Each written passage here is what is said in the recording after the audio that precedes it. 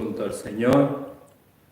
Queremos, siguiendo lo que nos aporta los Hechos de los Apóstoles, en esta mañana de retiro sacerdotal, pasar a otro aspecto de la dimensión del libro de los Hechos de los Apóstoles, que es el poder de la oración. Es verdad que la vida de la Iglesia y que la vida de los apóstoles es praxis, acción, hechos, pero también y ante todo es oración. El concepto oración, proseuché, donde más aparece en el Nuevo Testamento es en los hechos, y los hechos quiere ser un gran tratado de oración conectada a la vida de apóstoles, a la vida activa, pero también oración que ha tenido que pasar por momentos en los cuales la acción estaba como frenada. San Pablo tuvo que pasar cautiverios largos y fueron siempre cautiverios orantes. El cautiverio de Éfeso durante el tercer viaje, que probablemente ahí estuvo como 2 años en la cárcel. También el cautiverio de Cesarea, al comienzo del cuarto viaje. Después el cautiverio en Roma, el primer cautiverio romano que terminó con la liberación, y luego el segundo cautiverio que terminó con su decapitación. Pablo hizo del cautiverio un tiempo profundo de oración. Entonces hoy día queremos aprender de lo que nos enseñan los Hechos de los Apóstoles para nuestro encuentro con ti, Señor, contigo. En los Hechos de los Apóstoles se ve que la oración es vocación universal. Todo ser humano está llamado a la oración. Es un camino abierto a todos, un camino maravilloso que nos da acceso al poder infinito de Dios. Nunca el ser humano es tan poderoso como cuando ora. Y en los Hechos de los Apóstoles eso se ve especialmente necesario por los problemas grandes y las situaciones difíciles que pasaban los apóstoles.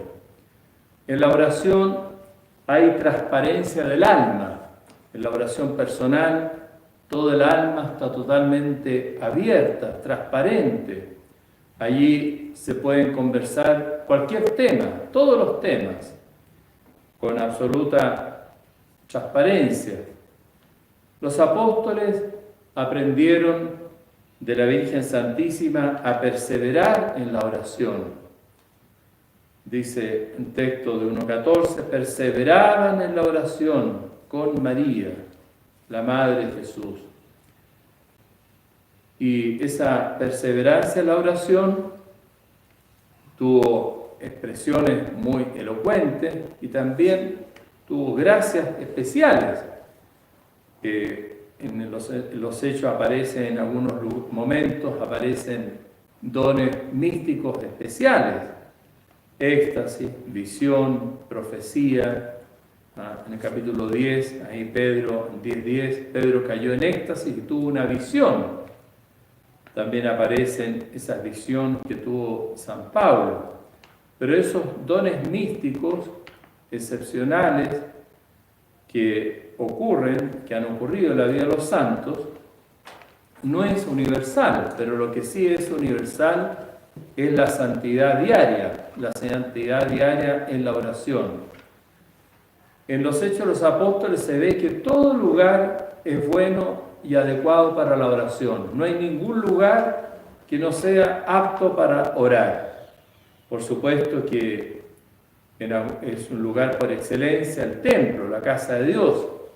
En 27:17 dice Pablo, mientras oraba en el templo caí en éxtasis. Entonces la casa de Dios es un lugar por excelencia, más aún porque en nuestros templos está Jesús sacramentado. Pero no solamente el templo, también cualquier lugar puede ser en la casa, ¿no es cierto? En ese tiempo, en la oración, por ejemplo, de Cornelio, que oraba, ahí tenía un lugar en el terrado de su casa, hay un lugar en su casa, y dice en capítulo 10 que Cornelio oraba a Dios sin cesar, una oración bastante generosa y que se hacía a cualquier hora.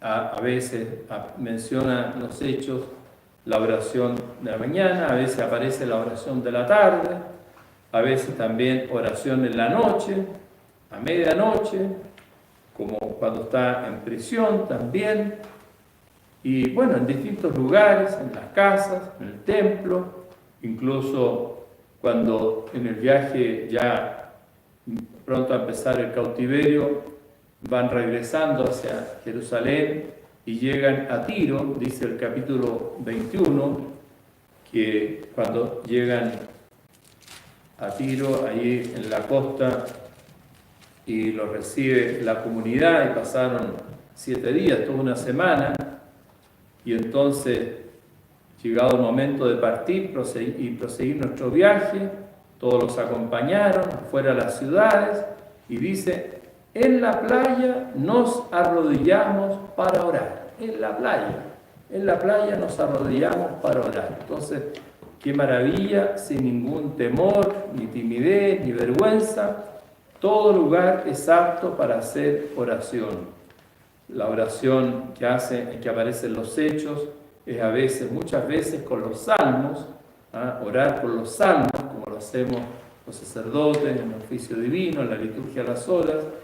Es una oración maravillosa porque es orar con las palabras de Dios que están puestas en nuestros labios.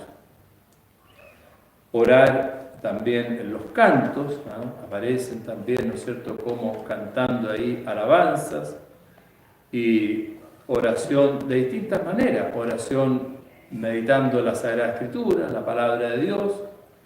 Bueno, esa oración de distintas formas, pero siempre traducido en amistad con el Señor.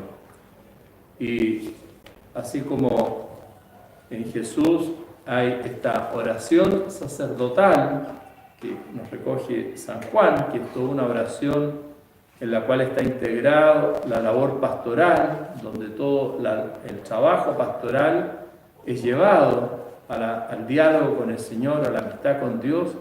Así también podemos decir que en los Hechos, la oración de Pablo, de este gran misionero, la oración de cada uno de los apóstoles, es una oración también sacerdotal, una oración que está impregnada de temáticas pastorales, de problemas, situaciones. Pero la oración siempre transforma, y esos son los momentos más milagrosos en los cuales el poder del hombre se une al poder infinito de Dios. Otro aspecto distinto que también nos muestra el camino de los hechos de los apóstoles, y que es un regalo que Dios nos ha dado también junto con el poder de la oración, es el camino de la solidaridad. Los hechos de los apóstoles muestran una solidaridad diligente, una solidaridad que brota de la caridad, del amor. Y esa solidaridad está atenta a todas las necesidades de las personas, necesidades muchas veces materiales, de alimentos. Y bueno, dice en el capítulo 6, habla que había incluso ahí en la comunidad de Jerusalén una distribución diaria de alimentos. Y en esa distribución diaria de alimentos participaban personas humildes, pobres. Es verdad que el concepto pobre, el concepto ptojos no aparece en los hechos, pero hay toda una caridad hacia los pobres, hacia los enfermos, hacia los ancianos, adultos mayores. Aquí menciona a las viudas, y bueno, toda la caridad hacia los necesitados, una caridad que está bastante organizada, se ve, porque la caridad tiene que tener también esa organización, no puede ser algo totalmente caótico, desordenado.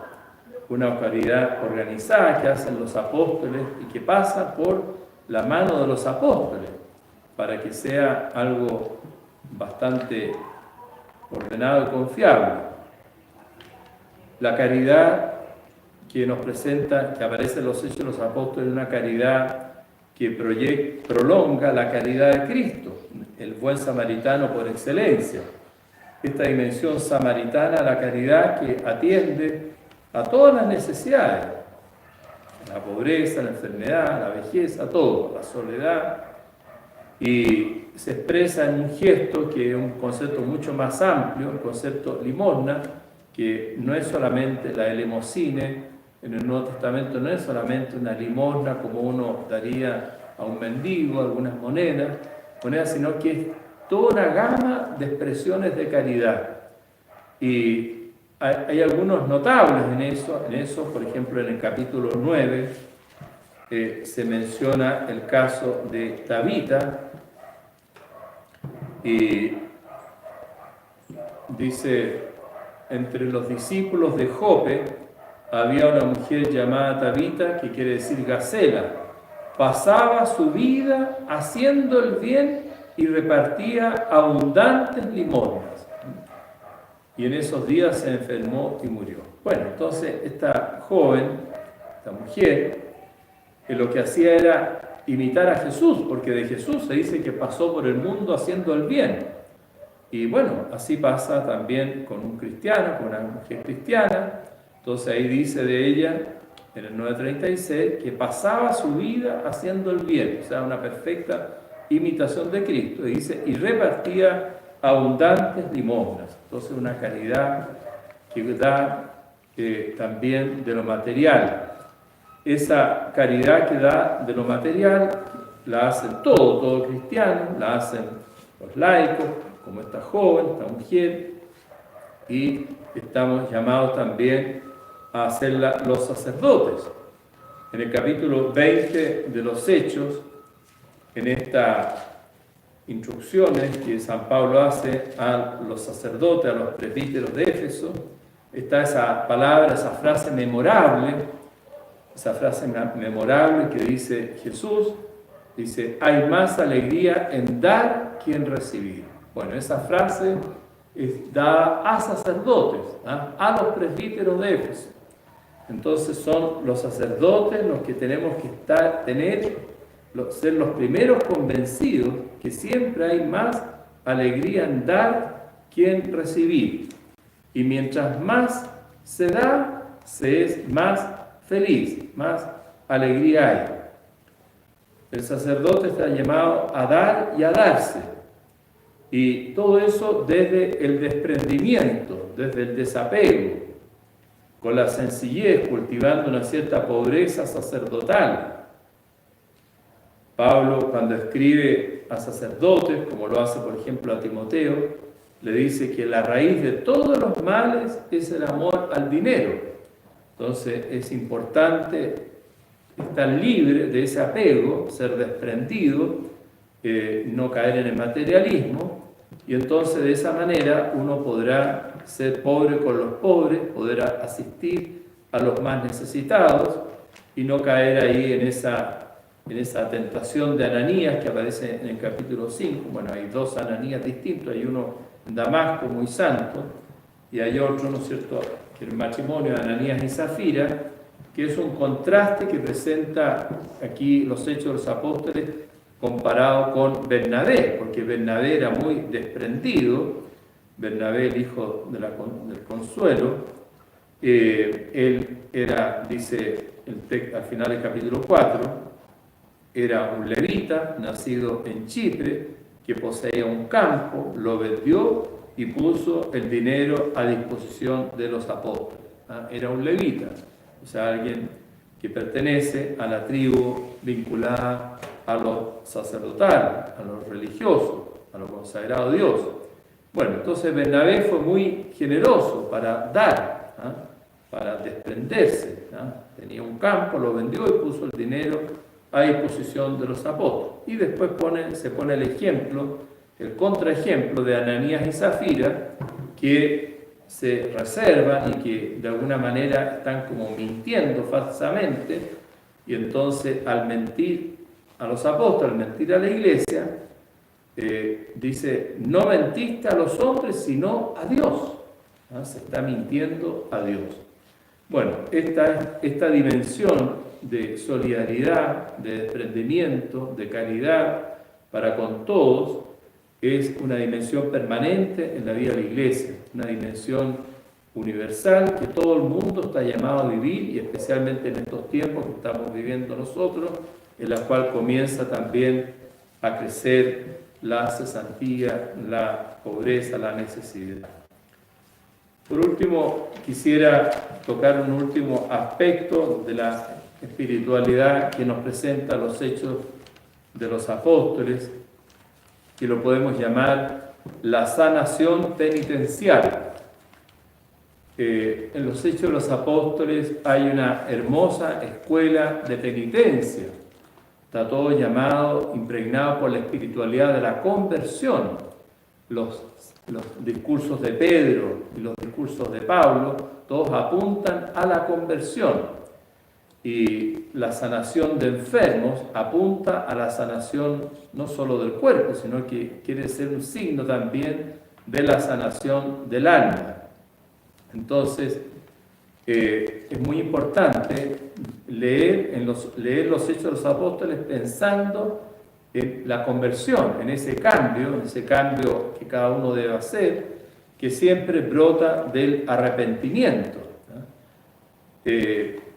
Ese arrepentimiento, ese dolor del pecado, y debe ser el punto inicial, pero debe ser para volverse a Dios.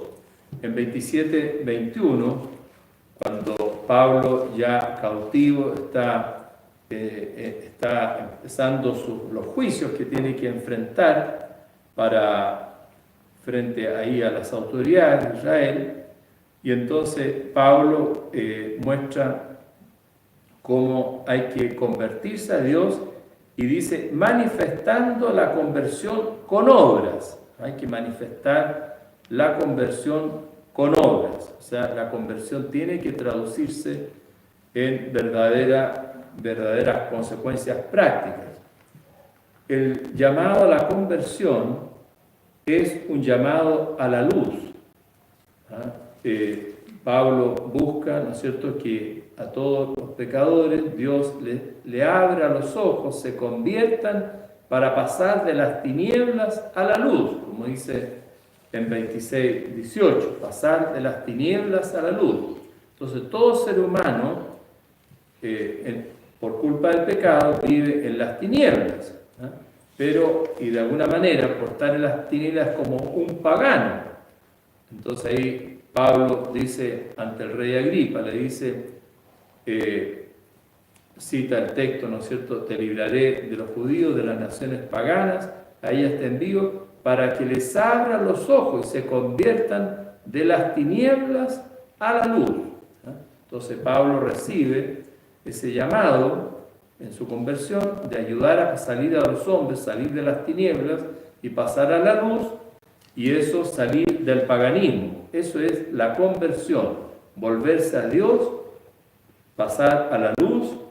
Y para los Hechos de los Apóstoles, la conversión es gracia.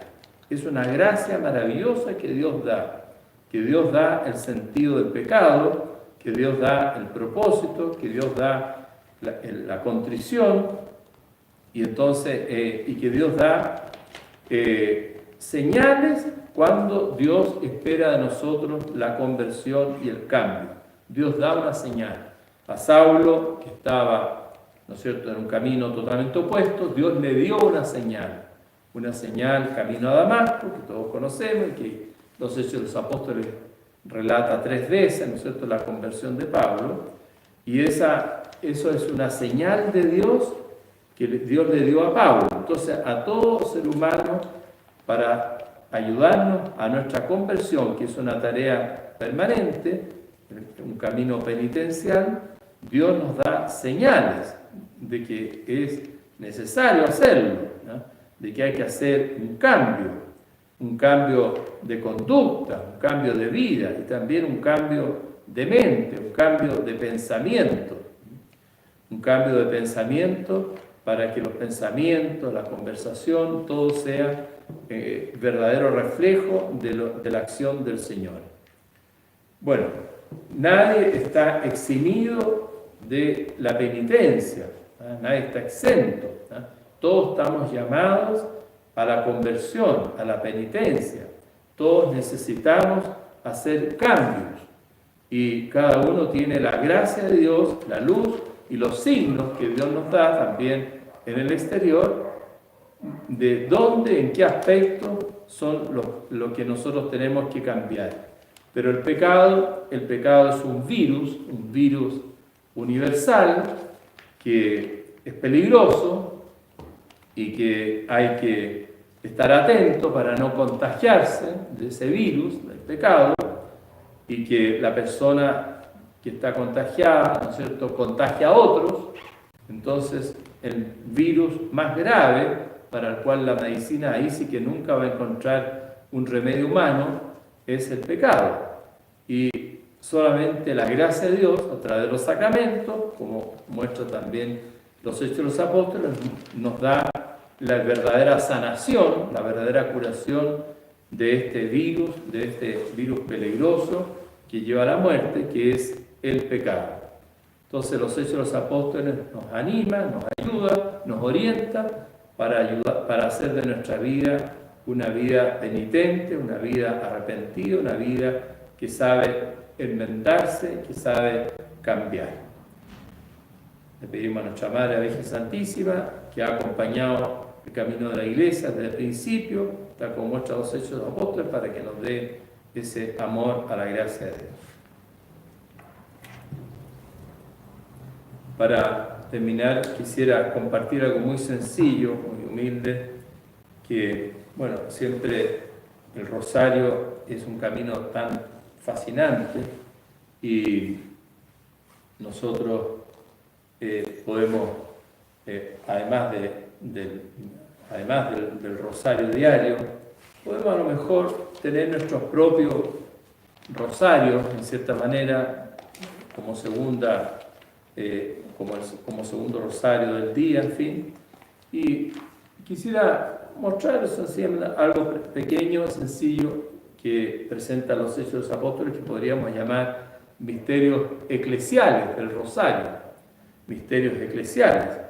Y bueno, el primer misterio eclesial, la venida del Espíritu Santo en Pentecostés.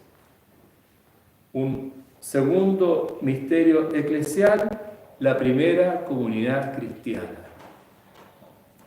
Un tercer misterio eclesial, el testimonio de Esteban.